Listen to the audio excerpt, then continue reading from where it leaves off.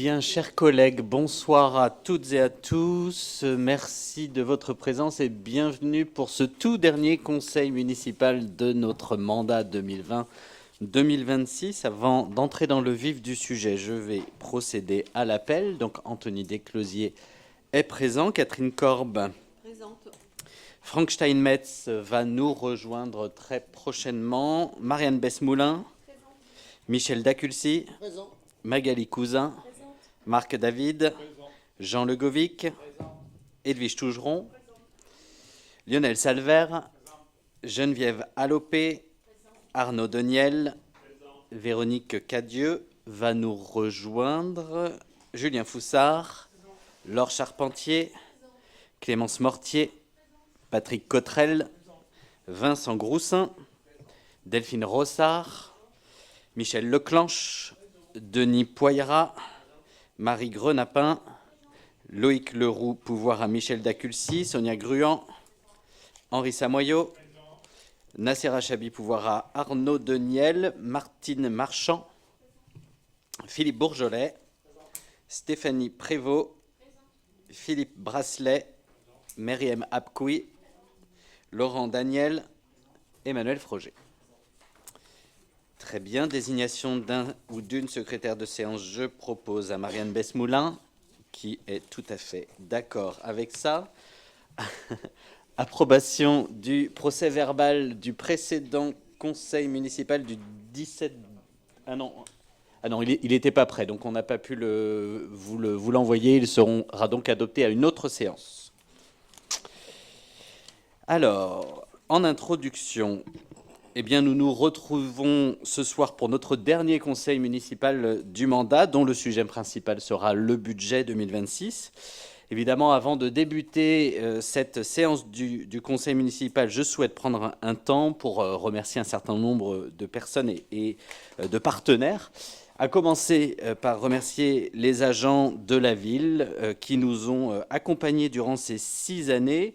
Je salue au nom du conseil municipal leur engagement, leur mobilisation pour nous accompagner dans la mise en œuvre de nos politiques, mais aussi pour apporter le meilleur service public aux Lucéennes et aux Lucéens. J'adresse un salut particulier à Yann-Éric Pellerbe, le directeur général des services qui administre notre commune et manage l'ensemble de cette équipe des services municipaux. Je propose qu'on applaudisse nos services.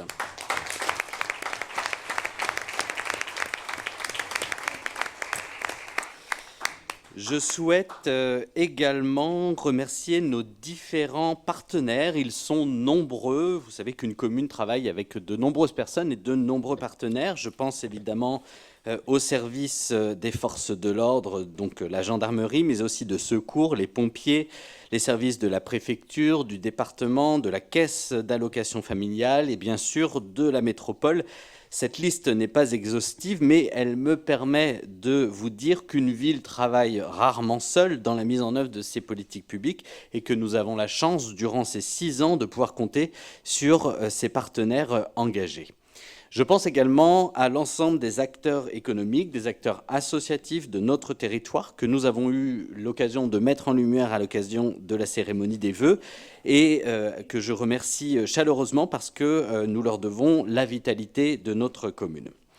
Enfin, à l'occasion de ce dernier conseil municipal, je souhaite remercier cette assemblée, élue de la majorité comme élue de l'opposition, pour leur engagement, pour votre engagement, chers collègues, durant la durée de ce mandat.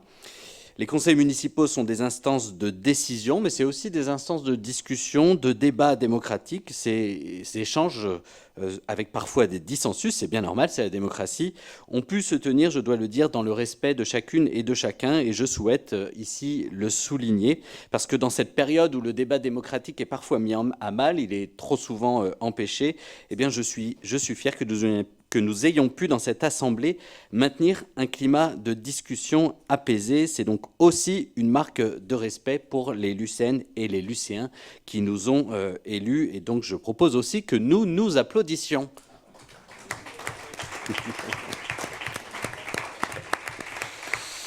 J'adresse enfin un remerciement particulier aux élus qui ne se présenteront pas lors du prochain scrutin et que je vais citer presque par ordre alphabétique. Je salue donc Meriem Apkoui, je salue également Nacera Chabi, Julien Foussard, Sonia Gruan, Michel Leclanche, Loïc Leroux, Denis Poira, Henri Samoyau, Edwige Tougeron. Et puis j'adresse un remerciement particulier à Marc David pour son engagement sur les questions de ressources humaines lors de ce mandat et dans un précédent mandat sur les questions de sécurité, et Marc, sur l'ensemble de ton engagement durant ces 2 mandats et demi. Et puis à Patrick Cottrell, dont je salue l'ensemble du parcours politique, à la fois au sein de notre commune, mais aussi à la région, comme vice-président du Conseil régional des Pays de la Loire durant de nombreuses années. Soyez toutes et tous remerciés pour votre action, pour votre engagement. Ce n'est pas facile de s'engager comme élu, et donc en tant que maire, mais aussi en tant qu'ami, je tiens chaleureusement à vous toutes et tous vous remercier, et bien je vous propose qu'on vous applaudisse.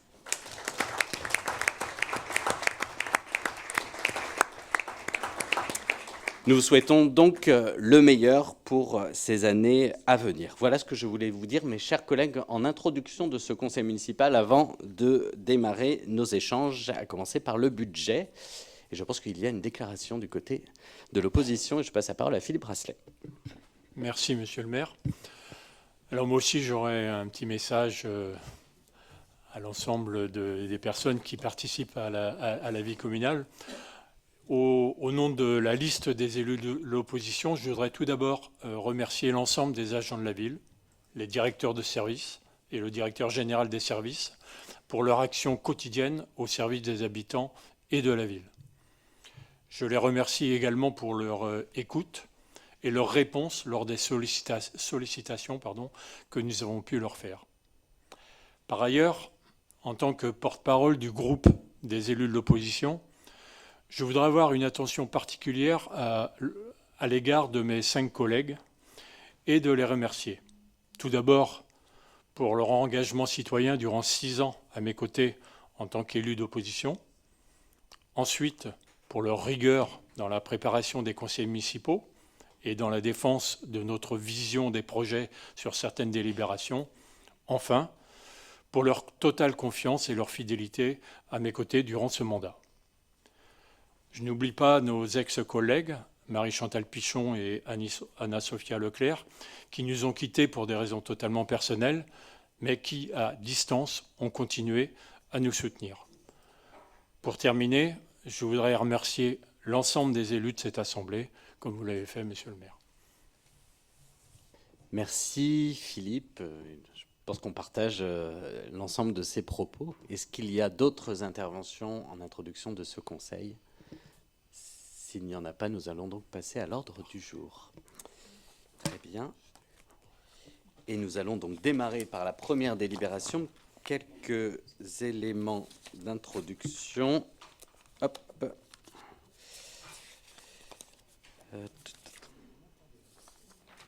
Je vais donc passer la parole à Michel Daculcy pour la présentation du budget. Si tu es prêt, Michel. Oui.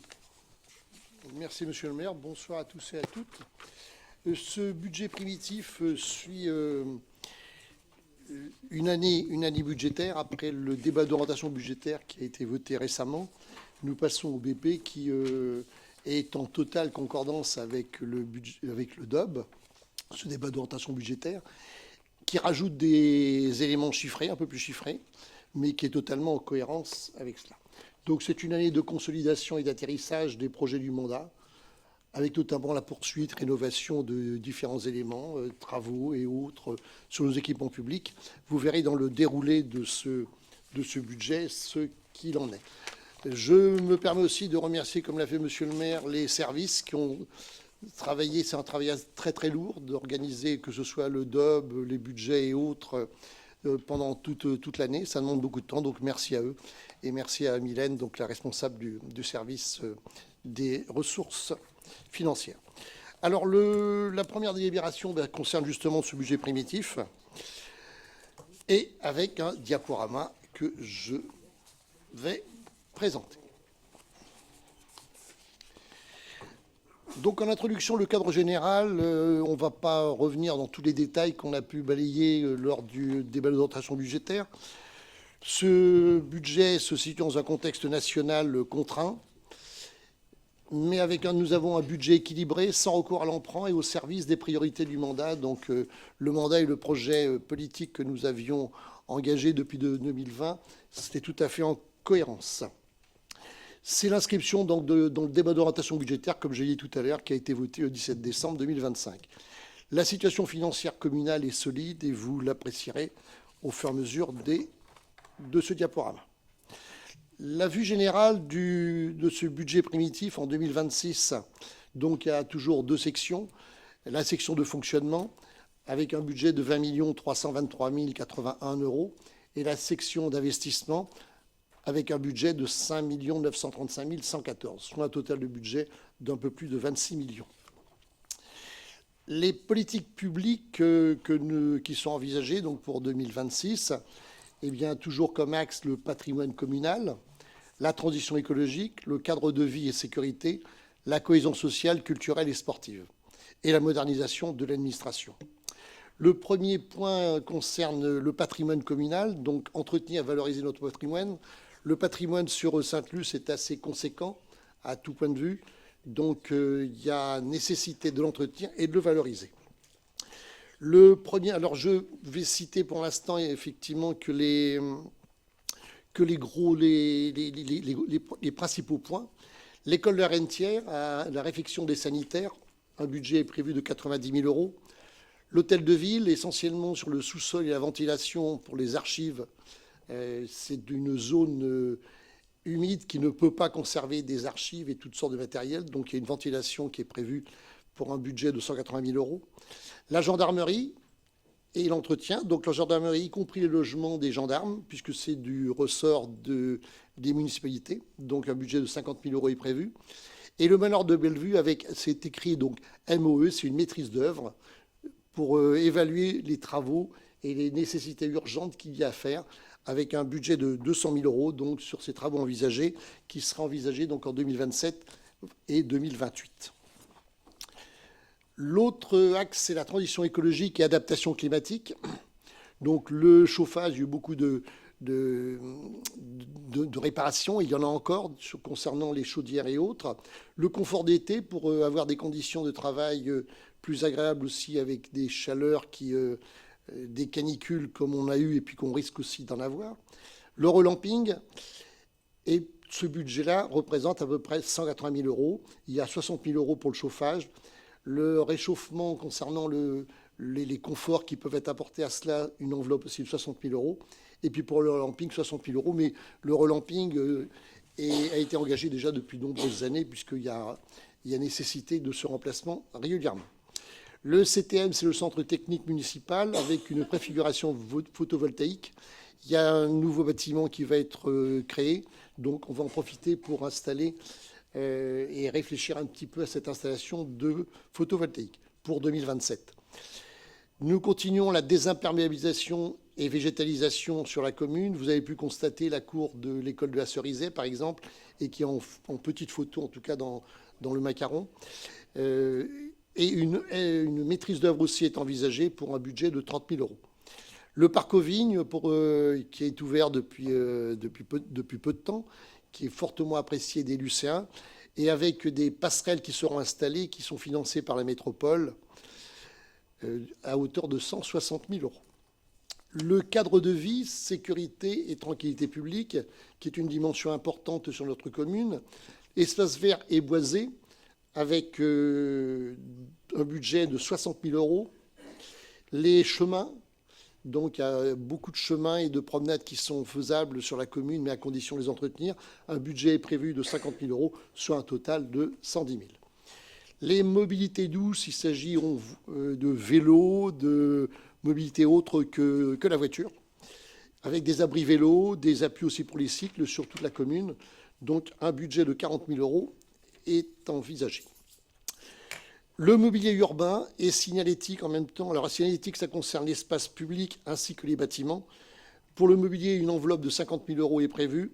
Pour la signalétique sur l'espace public, 25 000 et pour les bâtiments, 20 000 euros. Il est prévu aussi l'accessibilité concernant toutes les situations de handicap ou de mobilité réduite au niveau des espaces publics avec un budget de 30 000 euros. Et la sécurisation qui concerne différents éléments au niveau des bâtiments, en particulier l'installation qui prend la plus grande partie du budget d'un portique au niveau de l'Igéria. Pour le parking, le portique. La cohésion sociale, culturelle et sportive. Alors le CCAS qui est au cœur de ce dispositif, bien sûr, avec maintien des moyens du CCAS, rénovation des logements d'urgence rue Jules Ferry, pour un budget total de 362 000 euros. La culture, les guinguettes de Bellevue donc, auront lieu cette année pour un budget de 70 000 euros. L'Igéria, des travaux qui sont réalisés sur des mobiliers divers et des aménagements techniques essentiellement. Et puis des poursuites de certaines activités comme hors les murs, soutien aux projets artistiques et aux associations culturelles, et l'art urbain aussi, donc un autre volet concernant ces animations culturelles, pour un budget de 8 000 euros. Toujours dans la cohésion sociale, culturelle et sportive, la jeunesse et la famille sont aussi prévus dans ces orientations. Le réaménagement donc, de certains lieux, en l'occurrence le lieu parentalité et petite enfance, pour un budget total de 142 000 euros. Et il est prévu par rapport à cet axe-là des médiations par les pairs, de la prévention autour des violences, le multi-art auprès des jeunes et aussi une dimension, on l'a pu l'aborder lors du débat d'orientation, sur la santé mentale des jeunes. Concernant le sport, le sport, donc la rénovation de Taberly-le-Boniec pour un budget de 685 000 euros. Et les équipements sportifs de proximité, vous avez pu voir sur la commune différents équipements qui ont fleuri un petit peu sur la commune. Et là, nous continuons cette action pour un budget de 60 000 euros. Nous continuons aussi l'offre multisport pour les adultes avec le dispositif Vitalité Sport. Et nous continuons, bien sûr, l'accompagnement des associations sportives locales. Administration et outils. Donc, les systèmes d'information avec surtout des outils numériques et la sécurisation. Vous n'êtes pas sans savoir que beaucoup de communes ou de collectivités ou d'établissements sont de plus en plus confrontés à la sécurité informatique. Eh bien, il y a besoin de se doter, d'être accompagné par rapport à cela, et cela a des coûts. Les outils numériques aussi, le budget prévu est de 112 000 euros. Concernant le cimetière des concessions, c'est régulier. On va plus ou moins passer effectivement des concessions. Donc, il y a un budget de 10 000 euros qui sont prévus. Et prévention des risques professionnels avec l'adaptation des outils de travail pour un budget de 30 000 euros. Pour faire tout cela, bien sûr, il nous faut des recettes. Donc, les recettes de fonctionnement, il y a différents chapitres concernant les taxes qui concernent la fiscalité locale. L'accise sur l'électricité, nous avons des rentrées financières donc, concernant l'électricité. Et la TLPE, il s'agit de la publicité extérieure. Où BP est inscrit un budget de 13 153 431. Les dotations de l'État, DF, c'est la dotation de fonctionnement, DNP, dotation nationale de péréquation. Alors, vous constatez qu'il y a une augmentation de 13,11% et que souvent, vous avez écouté lors des conseils municipaux ou même national que l'État se désengageait de plus en plus et mettait une pression forte sur les collectivités. C'est le cas. Si ce n'est que pour nous, Sainte-Luce, il y a eu des réactualisations qui ont été faites, des remises à niveau, et puis des dotations complémentaires. Cette année, par exemple, il y a une dotation pour les élections, le tour d'élection. Il y a eu aussi des dotations complémentaires pour le recensement.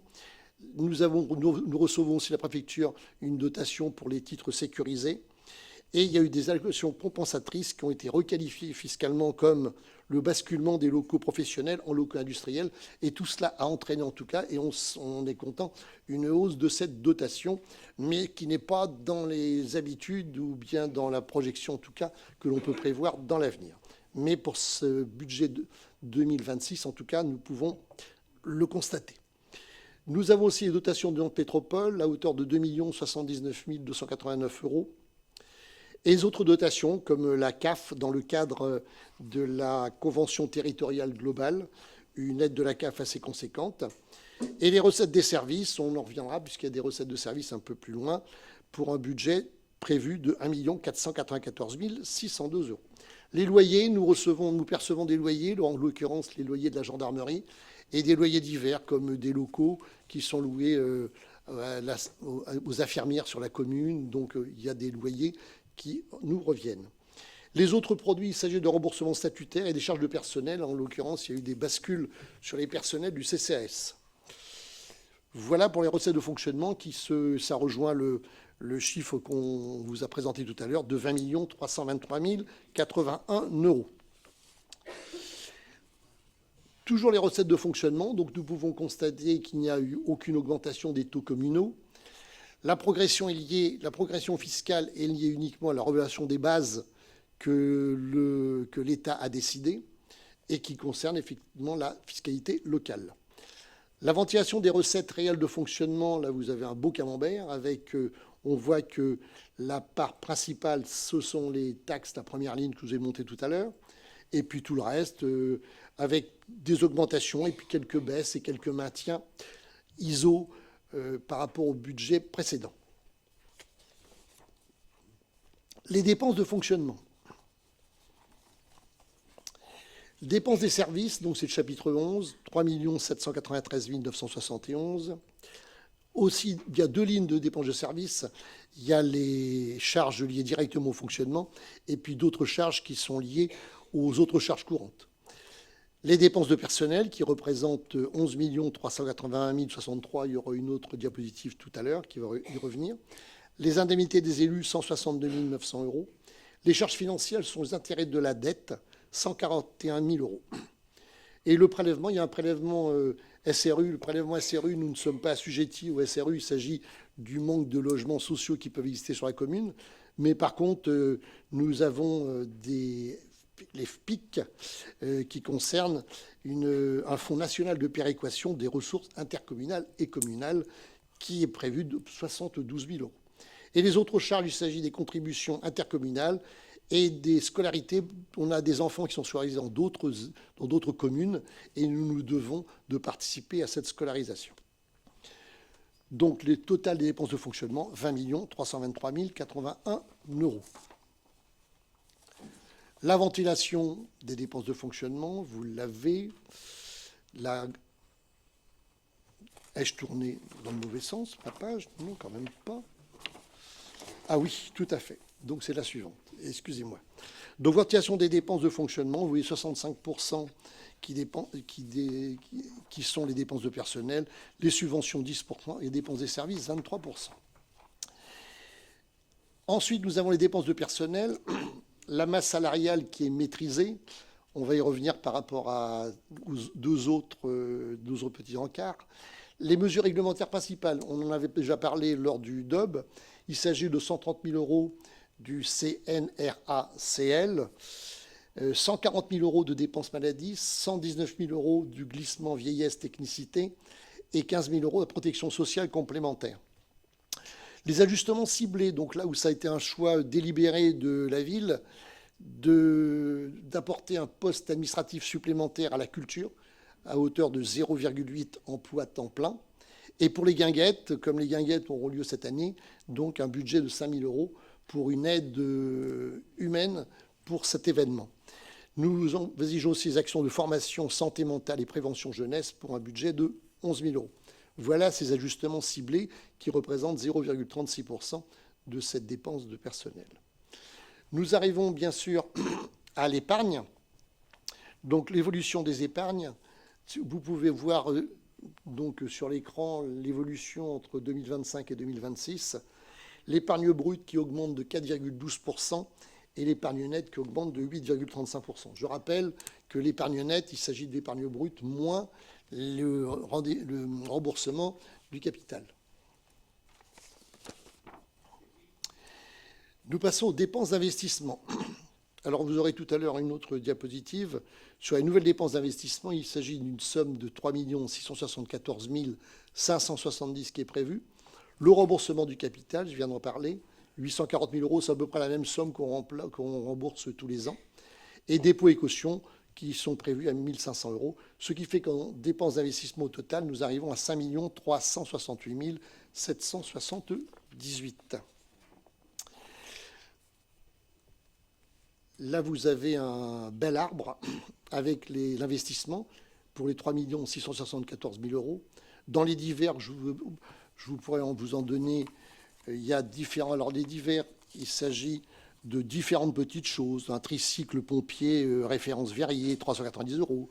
Un banc, des tables, etc. Je ne vous en fais pas la liste parce qu'il y a quand même une trentaine, ou plus que ça, même une quarantaine de lignes.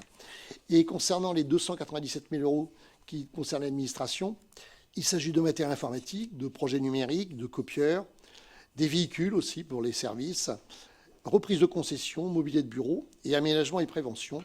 Et puis une réserve financière aussi, si par hasard il y avait des mauvaises surprises. Voilà, donc je ne vous fais pas la lecture de cet arbre-là, même si c'est écrit en pas très grand. Mais quand tout à l'heure dans les diapositives précédentes, il y a des éléments qu'on retrouve là-dedans forcément, où là on rentre un peu plus dans le détail. Avec ces 5 axes par contre qui sont toujours à souligner: renforcer la cohésion, entretenir et valoriser le patrimoine, améliorer le cadre de vie, poursuivre la transition écologique et les solidarités. Le remboursement en capital de la dette. Nous avons un stock de dette au 1er janvier 2026 de 4 760 000 euros. Un remboursement, on l'a vu tout à l'heure, autour de 840 000 euros, donc autour de 800 000 à peu près tous les ans.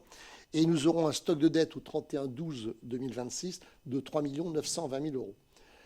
L'encours de la dette au 1er janvier 2020 était de 9 780 000 euros. Le remboursement capital de la dette, ça c'est un indicateur qui est important et qui fait foi dans toutes les communes. Vous avez donc, si on consacrait l'intégralité des recettes, eh bien nous mettrions une année 41 à tout rembourser. Le seuil, vous voyez, il y a un trait orange en plein milieu qui est à 10 ans. C'est un seuil de vigilance. Et au-delà, forcément, les communes seraient en grande difficulté. Donc en 2025, nous étions à une année 79 et en 2026, nous serons à une année 41. Les recettes d'investissement. Donc nous avons la FCTVA. La FCTA, c'est un dispositif où on retouche une partie de la TVA que les communes et collectivités, quand elles achètent quelque chose, il y a un retour de la TVA. Donc nous prévoyons 360 000 euros. Les subventions d'investissement qui sont assez nombreuses, et on peut remercier les services de consacrer beaucoup de temps justement pour être à la recherche de ces subventions. Pour les subventions, donc, nous avons, concernant par exemple l'école de la Cerisée, on en a parlé tout à l'heure pour la naturalisation de la cour d'école, nous avons le FEDER, qui est le Fonds européen de développement, pour une aide, une subvention de 350 000 euros. Fonds européen de développement régional. Hein. La CAF, pour le lieu parentalité petit enfant, j'en ai parlé tout à l'heure, 50 000 euros. Et la DRAC, qui donne une subvention au diagnostic du château du Chasset, pour 34 euros très précisément. La diapositive suivante concerne les principaux ratios financiers. Alors, on ne va pas recommencer le débat qu'on a pu avoir peut-être la semaine dernière, mais maintenant, si certains le souhaitent, on peut. Voilà, tous les indicateurs sont à prendre en compte sur les dépenses de réel de fonctionnement par rapport à la population. Si je prends la première ligne, par exemple, les dépenses réelles de fonctionnement sur la commune de Sainte-Luce est de 1 063 euros par habitant, alors que la moyenne nationale de la strate, c'est-à-dire pour les communes avec le même nombre d'habitants, est à 1 363 euros. Alors nous avons effectivement d'autres indicateurs qui sont un peu moins bons par rapport au pourcentage, mais comme on s'est expliqué plusieurs fois, concernant, souvent ça revient, c'est les dépenses de personnel par rapport aux dépenses réelles de fonctionnement qui sont à 65% pour les communes, alors que la strate est à 55%. Mais comme nous sommes fortement en dessous sur les dépenses réelles de fonctionnement, forcément, il faut voir l'ensemble des éléments. Et on pourra y répondre si questions encore étaient posées. Voilà l'encours de la dette qui est à 23%, alors que la strate est à 54%, etc. Voilà, tous ces éléments sont visibles à l'écran. Conclusion. Nous constatons des recettes de fonctionnement en progression, des dépenses qui sont maîtrisées, une épargne mobilisée pour financer l'investissement, et ça c'est important, et aucun recours à l'emprunt en 2026. Voilà pour la conclusion. Maintenant, je passe tout de suite au budget annexe, où on y va après, monsieur le maire, dites-moi, dans la foulée. Donc le budget annexe événements culturels. C'est un budget qui est prévu au BP pour la dépense des services de 261 397 €, dépenses de personnel 259 208, n'est pas là-dedans les 0,8, disons les 5 000 euros en tout cas, sur les guinguettes, et les 0,8 emplois temps plein pour le renfort administratif. Les recettes sont équilibrées, comme c'est une obligation pour les collectivités. Alors, il y a des produits exceptionnels qui font partie. La subvention est dedans, et on y reviendra sur une délibération tout à l'heure, parce que ça, c'est du hors-taxe, et il y a toujours une articulation concernant la culture avec du hors-taxe, c'est du TTC. Donc, les produits exceptionnels, la subvention est dedans, 490 000 euros, 495, qui est une délibération tout à l'heure, je vous ai dit qu'il y en aura une après, mais qui sera TTC, là, c'est du hors-taxe. Voilà concernant Monsieur Stémetz, éventuellement pour en dire plus si question était posée. J'en ai terminé, Monsieur le maire. Merci Michel. Je vous propose d'ouvrir le débat sur ce budget et je vous laisse la parole à celles et ceux qui souhaitent s'exprimer. Pas d'expression. Ah bah ça. Bah alors, Monsieur Bourgeolet. Non, mais je laisse la parole à mes collègues. Je pensais qu'ils avaient plein de questions. Non, nous, on n'a pas de questions. Voilà, c'est très simplement. Mon intervention sera juste pour. D'abord, elle sera très, très rapide suite à la présentation de ce budget primitif. En effet, je considère qu'on a eu un débat approfondi au mois de décembre, lors de la présentation du débat d'orientation budgétaire. On avait eu beaucoup de questions, on avait eu également des discussions, des échanges, et les éléments chiffrés étaient assez précis. Dans ce budget primitif, les éléments chiffrés ne sont pas, sont les mêmes que lors de la présentation du débat d'orientation budgétaire en décembre dernier. Donc notre appréciation, notre questionnement, s'il y a eu questionnement, serait le même. Donc on considère que le débat a eu lieu, on considère que nous n'avons pas de complément à formuler, donc je vais clore le suspense de suite pour vous dire que notre groupe votera contre ce budget pour les mêmes raisons. Je vois que Marc est très déçu. Pour les mêmes raisons que ce qu'on avait exprimé au mois dernier. Donc voilà, je voulais juste expliciter cela tout tranquillement avec les réserves que j'ai émises en intro. Très bien, merci. Logique et cohérent. Logique et cohérent. Nous sommes logiques et cohérents. Merci de cette Très bien. intervention. Est-ce qu'il y a d'autres interventions? Non, s'il n'y en a pas, je propose donc de conclure sur ce budget pour vous dire que ce budget s'inscrit dans une droite ligne, ça a été dit à l'instant d'ailleurs, des orientations budgétaires que nous avons présentées au mois de décembre, et que l'année 2026, c'est à la fois une année de consolidation, mais aussi d'atterrissage des projets du mandat qui ont été présentés par Michel Daculcy à l'instant. À la fois les sujets liés à nos bâtiments et équipements publics au bénéfice des enfants, des associations, des usagers, tel que ça a été proposé, notamment la rénovation Tabarly-Le Boniec, dans cette logique de poursuivre la rénovation de nos bâtiments. Deuxièmement, le sujet de l'adaptation au changement climatique, avec notamment l'engagement sur les questions de photovoltaïque et ce premier projet qui va démarrer sur le hangar du centre technique municipal qui est en cours de construction. Troisièmement, l'amélioration du cadre de vie et la sécurité qui s'illustre ici par notamment l'installation d'un portique à Ligéria. Et quatrièmement, notre action en matière de solidarité, d'accompagnement des familles et qui s'illustre aussi par ce nouveau lieu parentalité petite enfance qui ouvrira en lieu et place du point info jeunesse.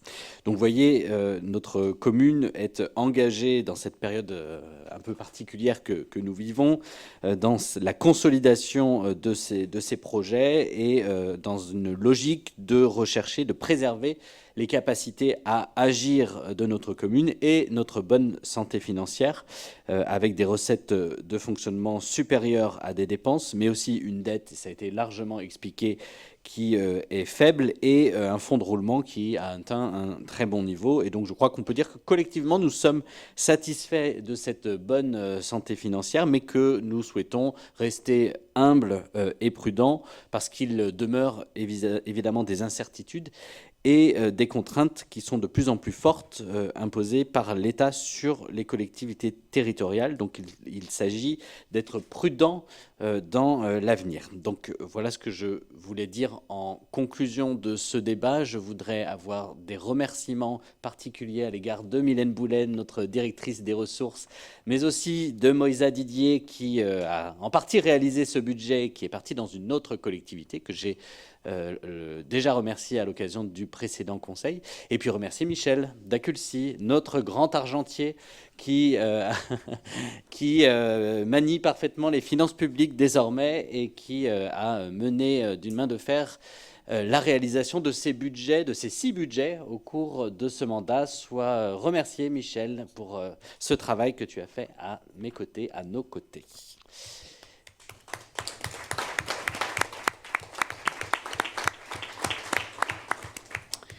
Et je vous propose de mettre aux voix ce budget. Est-ce qu'il y a des votes contre? Donc 1, 2, 3, 4, 5, 7 élus d'opposition. Est-ce qu'il y a des abstentions? J'arrive plus à compter, pardon. 6, excusez-moi. La semaine est un peu intense. 6 votes contre, pardon. Est-ce qu'il y a des abstentions? Il n'y en a pas. Et des votes pour? Ce budget est donc adopté. Merci à tous. Et je passe à la délibération numéro 2. Je passe la parole à Michel Daculcy. Merci, monsieur le maire. Cette délibération concerne la fiscalité directe locale et taux d'imposition en 2026. Chaque année, nous fixons les taux d'imposition et conformément aux engagements de la municipalité, il est proposé de ne pas augmenter les taux d'imposition et de les fixer comme suit pour 2026. Taxe d'habitation 21,55%, taxe foncière sur les propriétés bâties 36,44% et taxe foncière sur les propriétés non bâties 59,22%. Voilà. Merci. Y a-t-il des interventions? Il n'y en a pas. Je mets aux voix. Qui est contre? Qui s'abstient? Délibération adoptée à l'unanimité. Délibération 3, Michel Daculcy. Cette délibération concerne les subventions aux organismes publics en 2026. Afin de permettre au CCAS de mettre en œuvre sa politique d'action sociale sur l'année 2026 et aux élèves lycéens de bénéficier de l'apprentissage de la natation, il est proposé d'attribuer les subventions suivantes. Donc, commune de Carquefou pour la piscine, 12 322 €. Et au CCAS, subvention pour 2026, 414 565 €. Les crédits nécessaires sont donc inscrits au budget primitif. Merci. S'il n'y a pas d'intervention, je mets aux voix. Qui est contre? Qui s'abstient? Délibération adoptée à l'unanimité également. Délibération 4. La délibération 4 concerne le budget annexe événements culturels, la subvention d'équilibre pour 2026. Afin d'équilibrer la section de fonctionnement du budget annexe événements culturels en 2026, il est proposé le versement d'une subvention de 524 585 €. Le versement de cette subvention fera l'objet d'un ajustement correspondant aux besoins réels de la section de fonctionnement du budget annexe. Les crédits nécessaires sont inscrits au budget principal. Merci. S'il n'y a pas d'intervention, je mets aux voix. Qui est contre? Qui s'abstient? Délibération adoptée à l'unanimité également. Michel, la numéro 5. Il s'agit du budget annexe événements culturels, avec le budget primitif, bien sûr. Donc, il s'établit de la manière suivante. Il est équilibré tant en dépenses qu'en recettes de fonctionnement. Le total des dépenses pour ce budget est de 540 795. La diapositive tout à l'heure nous le montrait. Et les recettes, 540 795, où il y a toujours, je vous en ai parlé, la subvention exceptionnelle qui fait partie des produits exceptionnels hors taxe. C'est pour ça que ça ne correspond pas tout à fait avec le montant exact. Il y a toujours un différentiel entre l'hors taxe et le TTC. Donc 540 795, tant en dépenses qu'en recettes, totalement équilibré. Merci. Il n'y a pas d'intervention, donc je mets aux voix. Qui est contre? Qui s'abstient? Délibération adoptée. La délibération suivante, la numéro 6. Cette délibération concerne l'autorisation de programme et crédit de paiement qu'on appelle une APCP pour la réhabilitation hôtel de ville. J'en ai parlé tout à l'heure par rapport à le complément qu'il y a sur donc le côté humidité des sous-sols. Donc la PCP qui date de quelques années déjà, puisque dans son règlement budgétaire, on a approuvé en 2022 cette possibilité d'ouverture de la PCP. Il y a eu différentes délibérations, le 28 septembre 2022, du 24 mai 2023. Et à chaque fois concernant une APCP, il y a souvent des décalages dans le temps. Donc cette APCP pour l'hôtel de ville a été de 1 800 000 euros. Et il y a un décalage qui est prévu sur les travaux, en tout cas, de crédit de paiement. Nous avions en 2024 31 156,41 euros. En 2025, 73 057,56 euros. Et là, il y a un décalage donc, sur 2026 dû à différents éléments, en l'occurrence les entreprises qui n'assurent pas forcément les travaux à faire, ou bien des décalages dans les fournitures et autres. Donc, concernant ces crédits de paiement, il y a toujours des décalages dans le temps. Merci. Il n'y a pas d'intervention. Si, Philippe Bourgelet. Si, alors ça va être très très rapide là aussi. C'est une question de cohérence par rapport à ce qu'on avait déjà dit et notre positionnement sur cette APCP, donc autorisation de programme crédit de paiement lié aux travaux de rénovation sur l'hôtel de ville. Je vais redire une nouvelle fois ce qu'on a déjà pu exprimer à plusieurs reprises. C'est-à-dire que déjà, à la base, notre groupe n'était pas favorable à cette délibération. Alors, je passe par-dessus l'évolution des montants, parce que je rappelle, on était parti à 1,5 million au démarrage et on est arrivé progressivement à 1,8 million, avec des glissements annuels, comme vient de l'expliquer Michel, mais pour autant, et pour encore une fois rester cohérent avec, malgré ce dernier décalage de crédit de paiement, pour rester cohérent avec ce qu'on a toujours dit, donc on votera contre, et notre groupe votera contre cette délibération liée à TCP. Je peux être un peu taquin, Philippe? Oui, Michel, c'est le dernier soir ce soir. Il y a cohérence, c'est vrai. La première délibération de 1,5 million, il y a eu un vote contre. La deuxième de 200 000 euros, il y a eu une abstention. Et la troisième, il y a eu contre. C'est juste comme ça. Comme c'est mon dernier conseil, je me permets de te taquiner. Oui, mais donc on est dans une ligne de conduite quand même cohérente depuis le départ. Tout à fait. Et d'ailleurs, l'augmentation des tarifs ou l'augmentation des montants, c'est pas lié qu'à l'inflation. Donc, voilà. Non, mais j'ai ressorti toutes mes délibérations, c'est pour ça. Je me suis permis quand même. Mais Michel, je me permets de corriger, ça n'a pas démarré en janvier 2022, ça a démarré en décembre 2021. C'est dans la délibération. Hein. Oui, tout à fait. Le 8 décembre 2021, exactement. Donc je les ai toutes ressorties quand même. Là aussi, je suis taquin. On taquine ce soir. Très bien, merci. D'autres interventions? Eh bien, je mets aux voix. Donc, qui est contre? C'est enregistré. Qui s'abstient? Délibération adoptée. Délibération suivante, la numéro 7.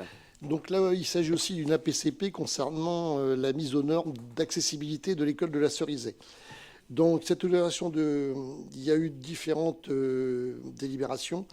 Il y a eu donc la première APCP était prévue avec un budget de 1 900 000.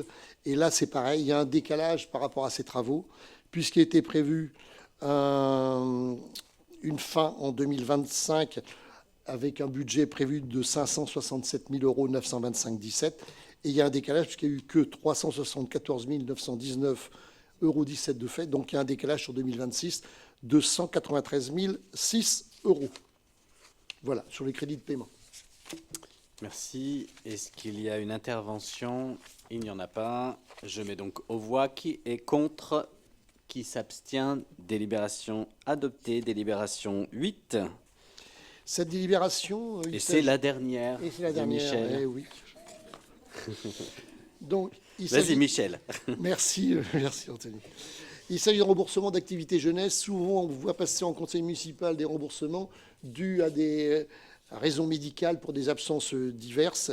Et là, c'est le cas. Il y a 2 remboursements qui sont à effectuer pour un montant de 61,30 € qui concerne 2 familles sur des activités, justement. C'était des stages sportifs pour les 2. 61,30 €. Merci. Merci, Michel. Y a-t-il des interventions? Je mets aux voix. Qui est contre? Qui s'abstient? Cette délibération est donc adoptée. Merci, Michel, beaucoup. À toi.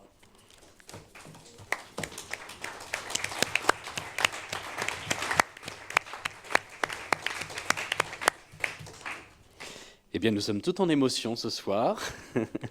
Et donc, nous comptons sur Laure Charpentier pour nous emmener voyager près du manoir de Bellevue, en bord de Loire. Merci, monsieur le maire. Bonsoir à tous. Bon, déjà, je vais vous ramener en 1835, hein, donc, pour vous parler du manoir de Bellevue et vous parler de la métropole avec un fonds de concours pour la préservation des bâtiments du bord de Loire. Donc, comme je viens de le dire, donc, le manoir de Bellevue, c'est un bâtiment qui est pastillé au patrimoine des bords de Loire et qui est propriété de la commune donc, depuis 1983. Donc sur ce bâtiment, donc il a fait l'objet d'un diagnostic qui avait pour but donc de connaître l'état bâtimentaire précis de ce manoir et puis de mettre en évidence les travaux nécessaires pour la pérennité du bâtiment. Principalement donc pour maintenir ses usages actuels. Donc pour rappel, ce bâtiment est utilisé aujourd'hui comme accueil de loisirs l'été et donc sinon il y a aussi une salle de réunion qui est une salle associative donc qui est utilisée le reste de l'année. Donc le diagnostic donc a été fait sur l'ensemble du manoir, à savoir donc le bassin, le manoir lui-même, l'ensemble du parc, les murs et un bassin donc qui a été renouvelé, retrouvé, voilà, parce qu'il était un petit peu caché dans la broussaille. Donc concernant l'état général du bâtiment, donc ce qui a pu être identifié donc par cette étude, c'est que donc le clos couvert donc sur la façade sud et sur la rue, il y a donc des pans de couverture qui présentent des altérations qui sont à traiter. La façade et les couvertures nord sur le parc sont aussi altérées. Il y a aussi quelque chose à faire. La voûte en sous-sol est détériorée sous le perron. La charpente de la partie cuisine serait à renforcer. Au niveau structurel, donc au niveau des planchers en R1 et en R2, donc sont bien dimensionnés pour une utilisation domestique, mais il y aurait quelque chose à faire si on devait l'utiliser pour une charge pour établissement recevant du public. À l'intérieur, donc on constate une présence d'humidité, de salpêtre dans les murs. Et à l'extérieur, donc vous avez pu constater le mur extérieur qui présente des difficultés, disons, et des points de faiblesse sur ce mur. Donc l'enjeu prioritaire donc, pour la commune, c'est la préservation du patrimoine. On en a souvent parlé ensemble dans cette assemblée, et donc d'assurer aussi les usages actuels et la continuité de service. Et donc, on a l'opportunité d'un fonds de concours métropolitain pour le patrimoine des bords de Loire au titre de l'aide au patrimoine en danger. Donc, dans ce cadre-là, donc, on a mis en exergue donc, toutes les lignes qui permettaient de correspondre à cette notion et à ce fonds de concours, donc à savoir la sécurisation du manoir, donc avec les points dont je viens de parler, donc, et éventuellement des travaux un peu plus prioritaires, comme par exemple de la ventilation ou autre. Un nouveau système de sécurité incendie donc, qui rentre dans le cadre de ce fonds de concours. Donc, je vous rassure, on en a un. Là, l'idée serait d'en mettre un plus performant. Et donc le montant, les lignes en estimation de pré-programme sur ce manoir, ce serait de 1 411 039 hors taxe, c'est-à-dire 1 693 247 €. La subvention possible par Nantes Métropole dans le cadre de l'aide au patrimoine de Loire est de 25%, soit TTC, soit 352 760 €.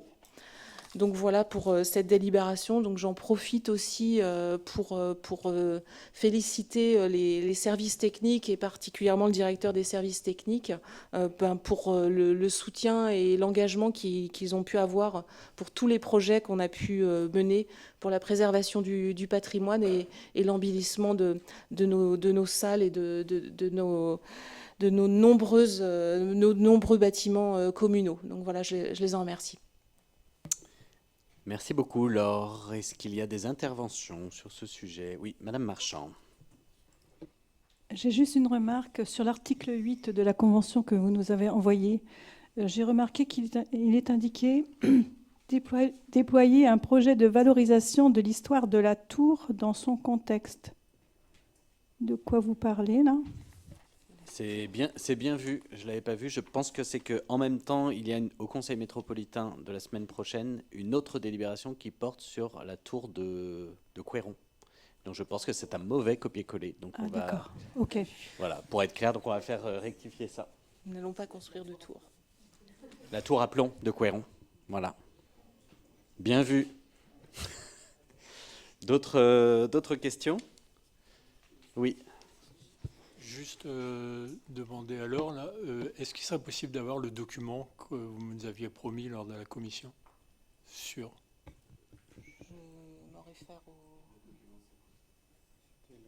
C'était le document de présentation justement du dossier. Le diaporama qui avait été présenté à la commission ou le diagnostic complet qui a été envoyé déjà? Le diaporama. Le diaporama, présenté à la oui, avec commission. 4 slides. Ok, oui. Oui, ce sera envoyé. D'autres interventions? Non. Donc vous avez bien compris, il s'agit en effet de demander la subvention pour prévenir l'avenir, oui, c'est ça. Sachant qu'en effet, il appartiendra à l'équipe municipale précédente de définir oh là là, décidément, à l'équipe municipale suivante de définir précisément le programme de travaux qu'il sera à réaliser sur notre beau manoir municipal. Eh bien, s'il n'y a pas d'autres interventions, je mets aux voix qui est contre, qui s'abstient. La délibération est donc adoptée. Merci, Laure. Je passe à la délibération 10 et je passe la parole à Marie Grenapin. Oui, merci. Bonsoir à tous. Donc, cette délibération concerne l'attribution des subventions aux associations pour l'année 2026. Depuis de nombreuses années, la ville mène une politique de soutien constante et volontariste en faveur de son tissu associatif. Elle veille à travers les subventions et un accompagnement matériel et logistique à leur offrir des conditions favorables au développement de leurs projets, quel que soit leur domaine d'intervention, solidarité, culture, sport, éducation ou mémoire. Le montant des crédits des subventions destinées aux associations s'élève à 888 626 € dans le budget primitif 2026. Et en annexe à cette délibération, il y a un tableau de présentation qui détaille l'ensemble des subventions attribuées aux associations pour un montant de 867 618 €.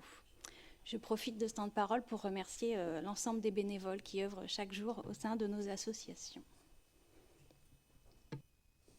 Merci Marie. Des interventions? Oui. Michel Leclanche. J'ai trop de respect pour le travail des bénévoles, les associations de Sainte-Luce, pour ne pas suivre cette délibération, bien évidemment. Néanmoins, je tiens à montrer mon désaccord total pour l'attribution d'une subvention à SOS Méditerranée, attribution qui devient dorénavant pérenne. On a une autre association qui sauve des vies en mer. Cette nuit, ils sont intervenus. Ils ont encore sauvé 6 personnes à bord d'un chalutier qui coulait au large de la Bretagne. C'est une association qui a plus de 11 000 bénévoles, dont 6 000 bénévoles embarqués. Et c'est une association surtout qui est complètement apolitique. Je pense qu'on pourrait, plutôt que de donner cette subvention à SOS Méditerranée, qui pour le moins est très orientée politiquement, on devrait plutôt le donner à une association comme la SNSM, qui existe depuis des décennies, des décennies, des décennies. Je ne voterai donc pas contre cette délibération, mais je tenais à marquer mon désaccord total. Très bien. Marie Grenapin en réponse. Oui, si je peux juste apporter une précision, c'est que dans un premier temps, nous n'attribuons de subventions qu'aux associations qui nous en font la demande. Or, à ce jour, nous n'avons jamais été sollicités par la SNSM. Donc déjà, voilà pourquoi nous ne versons pas de subventions à la SNSM. C'est un premier élément de réponse. Et concernant SOS Méditerranée, nous avons l'assurance, une attestation délivrée par l'association qui atteste bien que ce ne sont des sommes qui sont versées que pour des fins de sauvetage en mer et non pas sur le domaine. Enfin, voilà, c'est à vocation humanitaire uniquement. Oui, Michel Leclanche. On va pas faire un débat pendant 3 heures, sûrement pas. Ça veut simplement dire que SOS Méditerranée fait donc une demande officielle à la municipalité d'une subvention. Effectivement, sinon il n'y aurait pas de subvention de donner. Comme depuis des années, et j'ajoute que nous sommes fiers de soutenir cette association qui agit partout dans le monde pour sauver des vies. Et c'est aussi pour ça que nous nous engageons. Et je passe la parole à Denis Poira qui veut compléter. Ouais, faut quand même, pour un dernier conseil municipal, que j'apporte de l'eau au moulin. On a déjà eu ce débat, on ne va pas le refaire. Et moi, je veux à nouveau affirmer l'engagement qu'il faut éviter le repli sur soi aussi.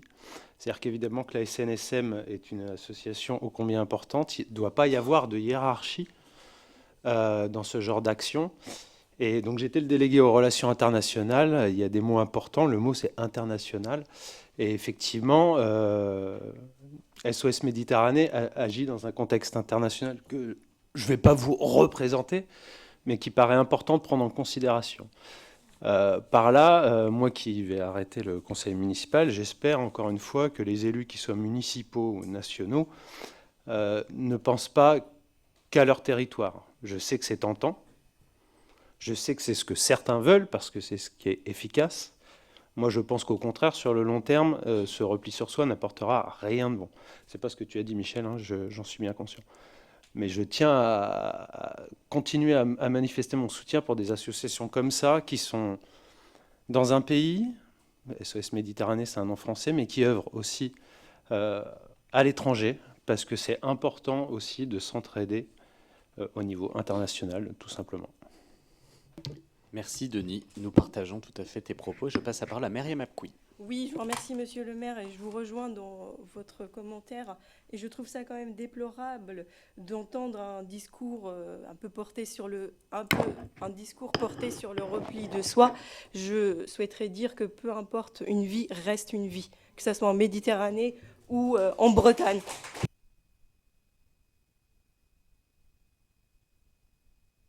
Merci. S'il n'y a pas d'autres interventions, je mets aux voix cette délibération. Est-ce qu'il y a des votes contre? Des abstentions? Cette délibération est donc adoptée. La délibération suivante concerne les subventions exceptionnelles. Marie Grenapin. Oui, donc dans la continuité du soutien aux associations apportées par la ville, 5 subventions exceptionnelles liées à des projets particuliers. Donc, nous avons le Cercle des Amis d'Herzogenaurach, excusez-moi pour la prononciation, moi j'ai fait espagnol, donc 3 500 €. La Comédie Lycéenne, organisation d'un festival de théâtre amateur pour 3 000 €. Le Ciné-Club Paradiso, soutien à la première année de fonctionnement, 500 €. Les Pierrieurs pour un déplacement à Herzo, 500 €. Et l'association Love and Patoun dans le soutien d'achat au matériel dans le cadre de la convention qui a été signée avec la ville, 810 €. Merci. Herzogenaurach. Est-ce qu'elle n'est pas allée Herzo ? Ben voilà. Est-ce qu'il y a des interventions sur ce sujet? S'il n'y en a pas, je mets donc aux voix cette délibération. Est-ce qu'il y a des votes contre? Des abstentions? C'est donc adopté. Délibération suivante, Magali Cousin. Bonsoir, merci Monsieur le maire. Nous avons eu le plaisir d'être sollicités par les foulées nantaises pour organiser le départ des foulées du tram 2026 depuis Sainte-Luce. Cette course populaire et grand public touche particulièrement notre politique sportive qui est le sport pour tous. Donc c'est avec plaisir qu'on espère que vous allez nous suivre dans leur demande d'une subvention de 1 000 € pour les aider dans l'organisation de cette manifestation. À titre d'information, cette course partira donc de la Sablière, remontera par la rue des Sables, rue du Linot, pour rejoindre la rue Jean Moulin et puis rejoindre tranquillement Nantes. Voilà, et donc elle aura lieu le 11 octobre prochain. Tranquillement, oui, bah, on prend son temps, c'est un dimanche matin.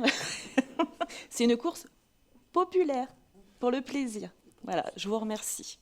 Et c'est un plaisir d'accueillir cette course au démarrage à Sainte-Luce qui va, je pense, donner et faire rayonner un peu notre ville l'espace d'un dimanche matin. Donc c'est un plaisir. J'ajoute que nous pouvons créer une équipe, si vous voulez, voilà, d'élus qui ont envie d'aller courir. Je vois quelques visages, je sais qu'il y en a certains qui le font, voire même, pourquoi pas, d'agents. Ça peut être sympa d'avoir une équipe Sainte-Luce-sur-Loire pour celles et ceux qui seront présents autour de cette table à ce moment-là. Voilà, je lance des paris comme ça. Je ne suis pas tout à fait sûr que ça soit une bonne idée, mais peut-être qu'il y a d'autres. Si, on peut y aller. Hein. Quelle distance ? 14 cette année, 13, 12, On voit 15. que dans le public, les gens la connaissent. Non, c'est 14 km Non, cette mais course. d'une année sur l'autre, c'est entre 13 et 15. Là, ils sont en train de terminer le parcours parce qu'il faut quand même que tout le monde valide cette subvention ce soir pour valider le fait que ça part bien de Sainte-Luce le 11 octobre prochain. Et voilà, normalement, ça arrivera à 14 km. Bon, 14 km, il faut s'entraîner un petit peu, mais bon, pourquoi pas. Tu seras prêt ? Myriam Abkoui. Oui, je voudrais juste compléter sur ce qui a été dit par Magali, que c'est une course totalement gratuite et il y a peu de courses qui sont gratuites à l'heure actuelle. Et j'en profite pour faire un appel aux bénévoles de Sainte-Luce s'ils souhaitent aussi participer, parce que c'est une course qui fonctionne principalement grâce à des bénévoles. Voilà, merci. Merci Myriam. Ah, bon, voilà. Alors, je voulais juste préciser, pour compléter ce que vient de dire Myriam, il faut s'inscrire vite, parce qu'actuellement, il y a une recrudescence dans les inscriptions des courses, quelles qu'elles soient. Alors, les courses du tram, qui plus est, puisque l'inscription est gratuite, mais même sur les courses qui sont payantes, il faut être vraiment en proximité et en instantanéité pour pouvoir s'inscrire. Ça devient... il y avait une période un petit peu plus difficile, et puis depuis le Covid, là, il y a eu un relan d'inscription. C'est bien, mais il faut être très, très rapide pour s'inscrire. Pour terminer, les inscriptions normalement sont au mois de juillet, donc que tout le monde s'assure d'avoir du réseau sur la plage pour pouvoir s'inscrire. Bon, je constate la chose suivante, c'est que cette délibération sur les foulées du tram fait davantage débat que notre budget, qui pourtant porte sur 25 millions d'euros. Mais bon, c'est pas grave, je vois que ce conseil se termine de manière conviviale. Bien, je mets aux voix cette délibération si ça vous convient, sauf s'il y a encore une autre intervention. Est-ce qu'il y a des votes contre, des abstentions? Cette délibération est donc adoptée. Délibération suivante, les tarifs de la saison culturelle. Franck Steinmetz. Bonsoir, merci. Les tarifs municipaux sont votés normalement au mois de juin de chaque année, et ça pose de plus en plus un problème, puisqu'on a noué un certain nombre de partenariats avec les autres salles partenaires qui en général anticipent le vote de ces tarifs. Donc pour des raisons de synchronisation, nous avons souhaité le faire beaucoup plus tôt. Et donc, vous trouverez au verso de la délibération l'ensemble des tarifs. Je ne vais pas les détailler. Simplement, il y a deux nouveautés pour 2026. C'est un tarif DEJS à 2 €, lequel est déjà proposé aux accueils de loisirs de Sainte-Luce, mais il est proposé de l'étendre au service de la petite enfance. C'est un tarif qui sera applicable sur les séances jeunesse. Et pour répondre à une question qui s'était posée en commission, ces 2 € ne sont évidemment pas demandés aux familles, c'est juste un jeu d'écriture entre les deux services. Et le deuxième tarif que nous souhaitons créer, c'est celui d'un tarif cabaret bal à 5 €, c'est-à-dire à l'identique de ce qui existe aujourd'hui avec les jeudis musicaux, par exemple, et qui doit être applicable pour un certain nombre de manifestations, d'animations sous des formes participatives. Pour le reste, je rappelle qu'il y a toujours le tarif abonné. On est passé aujourd'hui, pour être abonné, il suffit de 3 spectacles simplement, dont même des spectacles avec les salles partenaires. C'était une demande qu'il y avait eu, à laquelle on a donné satisfaction. Autrement, on a le tarif plein. Je rappelle qu'on a un tarif réduit et qu'on a également, et c'est très important maintenant, un tarif solidaire pour permettre à ceux qui ont le moins de moyens de pouvoir aussi bénéficier des spectacles. Le reste est bon. Voilà. Merci Franck. Est-ce qu'il y a des interventions? Il n'y en a pas. Je mets aux voix. Qui est contre? Qui s'abstient? Délibération adoptée. Délibération suivante. Edwige Tougeron. Je vous présente une nouvelle fois une délibération technique sur les tarifs des multi-accueils, enfin de Bidibule.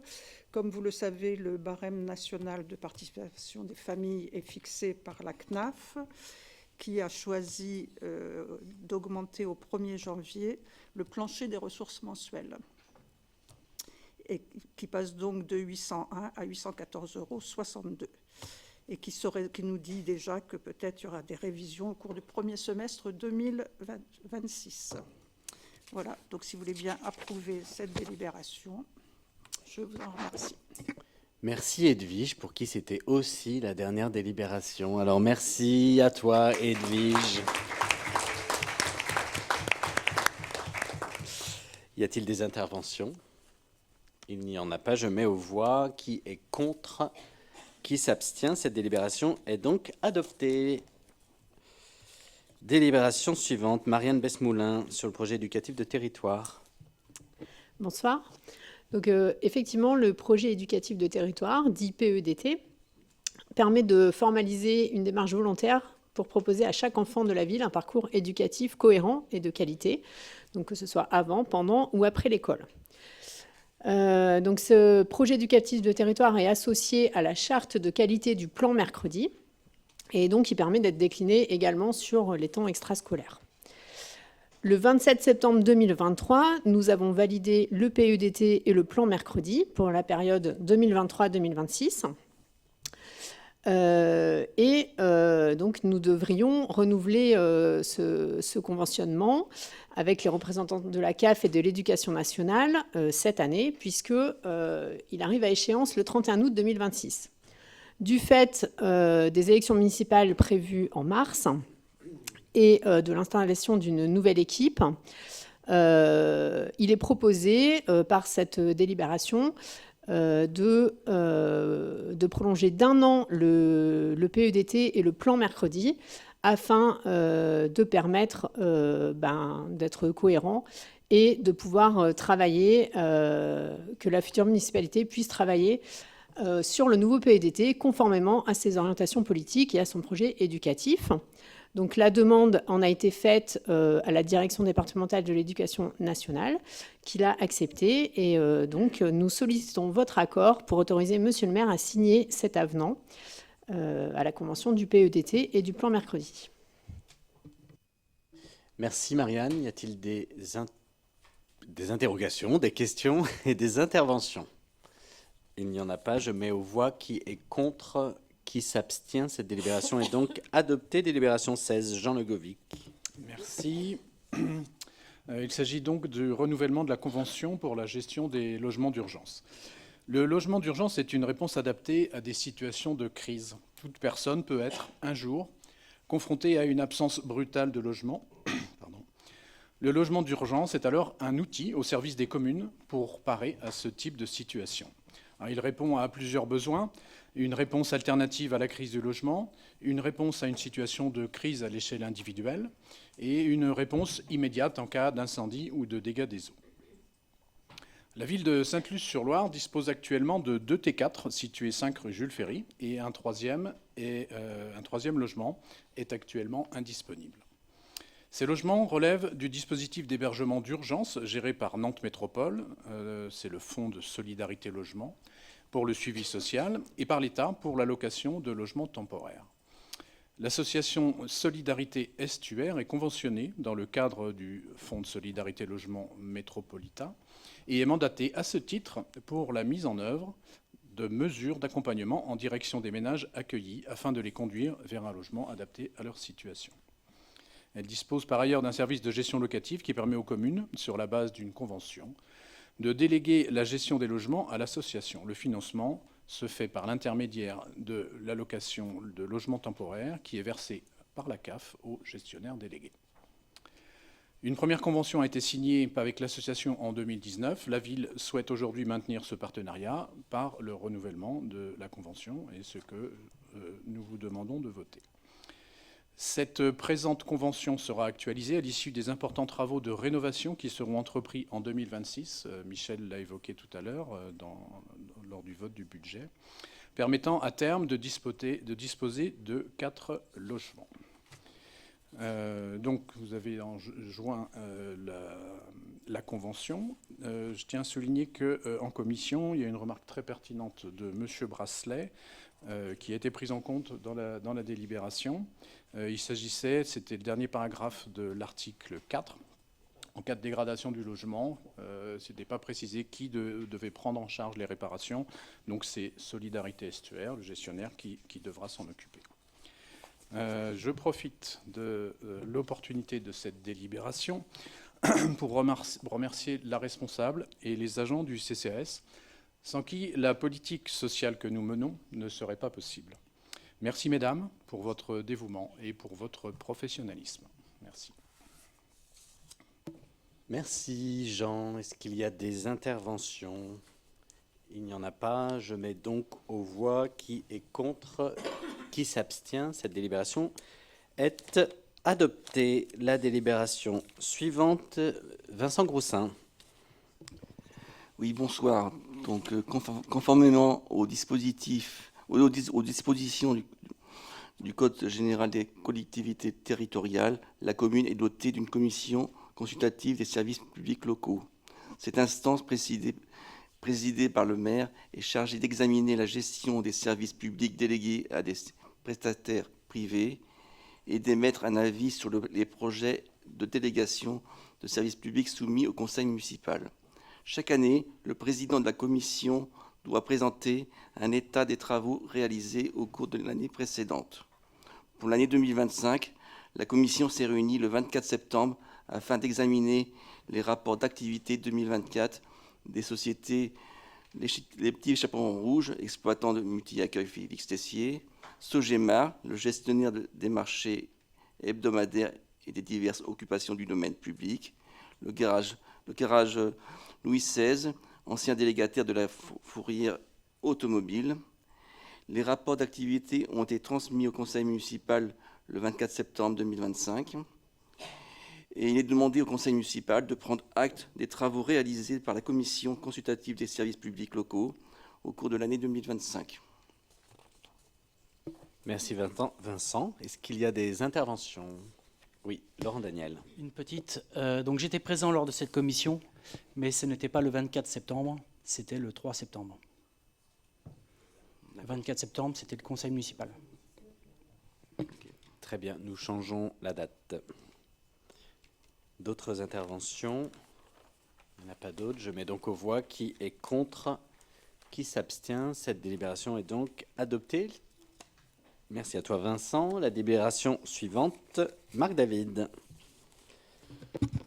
Merci, monsieur le maire. Donc, dernier conseil également pour moi, dernière délibération du mandat, mais aussi sans doute de ma vie. Donc, je suis traversé ce soir par plusieurs sentiments, satisfait du travail accompli, satisfait d'avoir apaisé les tensions qui existaient à notre arrivée en 2020, satisfait d'avoir mis en adéquation les moyens et les missions, satisfait d'avoir écouté les agents lors de mes rencontres individuelles, satisfait d'avoir travaillé à l'amélioration des conditions de travail, satisfait d'avoir été disponible, présent et actif. Mais aussi triste.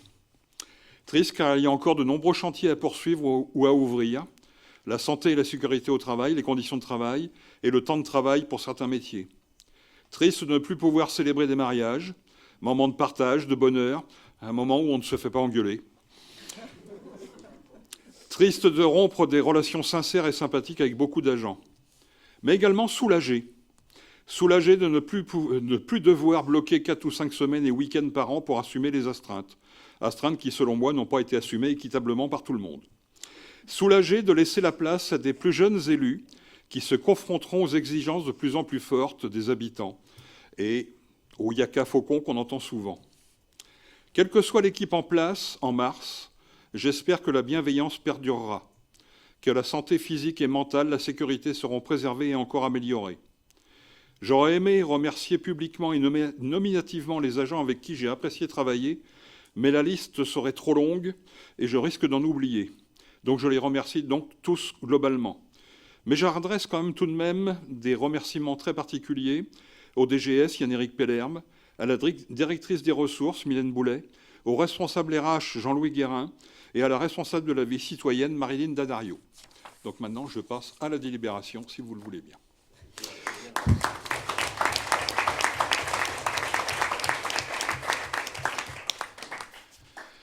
Donc la première délibération concerne le renouvellement de l'adhésion à l'offre de services de santé au travail. C'est en lien avec ce que je viens de dire.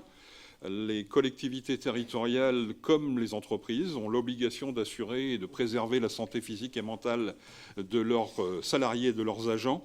Donc, comme nous n'avons pas les capacités suffisantes et l'environnement suffisant et les effectifs suffisants pour avoir notre propre médecin, certaines communes embauchent leur propre médecin du travail.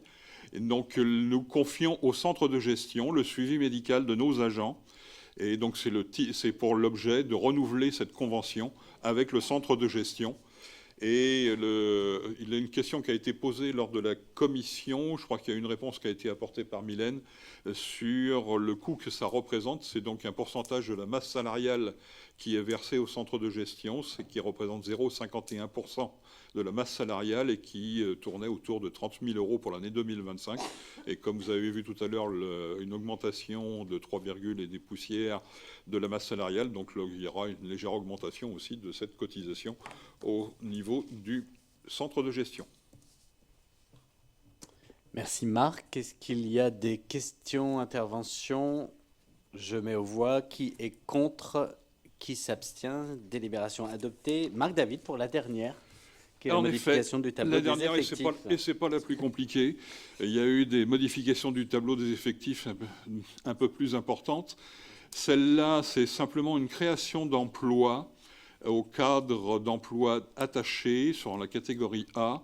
Tout à l'heure a été évoqué le départ de Moïsa sur le service finance en tant que responsable. Donc pour recruter quelqu'un, on ouvre le cadre d'emploi attaché, alors, sans supprimer pour l'instant le poste qu'occupait Moïsa. Et lorsqu'on aura eu la finalité du recrutement, on supprimera soit le poste ancien, soit celui-là. Donc voilà, c'est une délibération très ordinaire. Merci Marc. Est-ce qu'il y a des interventions? Je mets donc aux voix. Qui est contre? Qui s'abstient? Cette délibération est donc adoptée. Et je remercie chaleureusement Marc, que j'ai eu l'occasion de remercier à l'occasion des vœux aux agents et au personnel pour ton implication, ton engagement énorme. Et je voyais la voiture de Marc tous les jours. Je crois que c'était quasiment un temps complet à la mairie, à peu près en moyenne. Donc bravo à toi pour ton implication et surtout l'engagement très fort à l'égard de nos agents et surtout cet engagement sur la qualité de vie au travail que tu as chevillé au corps et que tu as su passer à travers nos équipes et nos services qui font que je crois le climat au sein de cette collectivité est un bon climat. Donc tu peux être remercié chaleureusement Marc pour ton travail dans ce mandat mais aussi dans les autres mandats et également à mes côtés. Merci à toi.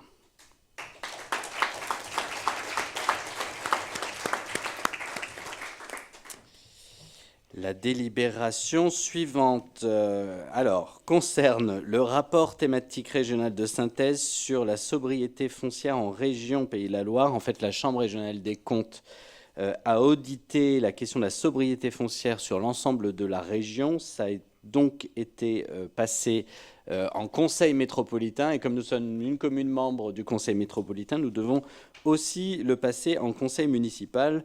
Je vais donc essayer de faire une synthèse de la synthèse pour dire que globalement, la Chambre dresse le constat à l'échelle de la région d'une efficacité très contrastée de la consommation d'espaces naturels, agricoles et forestiers, mais que pour ce qui concerne la métropole de Nantes, la consommation de ces espaces est efficace puisque le territoire métropolitain présente un des meilleurs ratios des métropoles de taille comparable.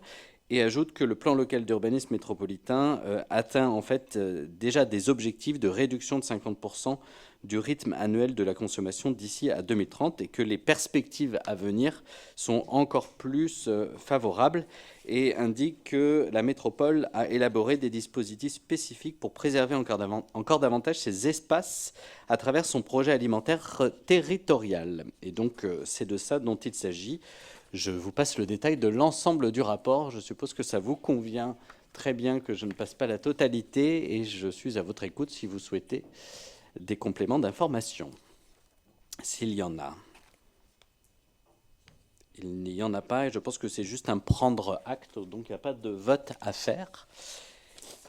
Et puis ensuite, il s'agit donc de l'information sur les délégations que j'ai prises dans le cadre de la délégation du conseil municipal. Il y a notamment des décisions. Une décision, il s'agit de la convention pour l'ADAPELA, qui est en fait le SIAD, qui est devenu aujourd'hui l'ADAPELA, c'est pour les locaux qui sont en bord de Loire. Une mise à disposition d'un bien vacant au 14 rue de la Loire au profit de l'association Une Famille, Un Toit. Et puis il y a une mesure technique pour une décision budgétaire modificative avec la M57. Et puis, il y a des marchés publics, il y a plusieurs avenants, mais il y a aussi des marchés qui sont passés, notamment le lancement des travaux de réhabilitation du CCAS avec des marchés notifiés à hauteur de 117 115 €. Et pour la rénovation de la salle Éon, ça va démarrer le mois prochain pour une somme de 206 852 €. Voilà, chers collègues, est-ce qu'il y a des interventions sur cette information? Il n'y en a pas. Je passe la parole à Michel Daculcy qui a quelque chose à dire. 30 petites secondes. J'ai eu l'occasion de présenter près de 200 délibérations et je remercie sincèrement Magali qui m'a hydraté pendant tout ce temps. Très bien, eh bien écoutez, ce conseil est achevé, le dernier conseil du mandat est achevé. Je ne renouvelle pas mes remerciements du début de mandat, mais ils sont chaleureux et très sincères. Soyez toutes et tous du début du conseil municipal, ils sont voilà, soyez toutes et tous remerciés. Si vous avez un peu de temps, vous pouvez soit aller au concert de la folle journée, ou sinon vous pouvez prendre un verre de l'amitié dans le hall de la mairie, c'est au choix. Et puis je propose aux collègues qui ne sont pas présents sur une liste de faire une petite photo. C'est pas obligatoire, mais vous pouvez le faire si vous le souhaitez. Un grand merci à vous et à très vite, à bientôt.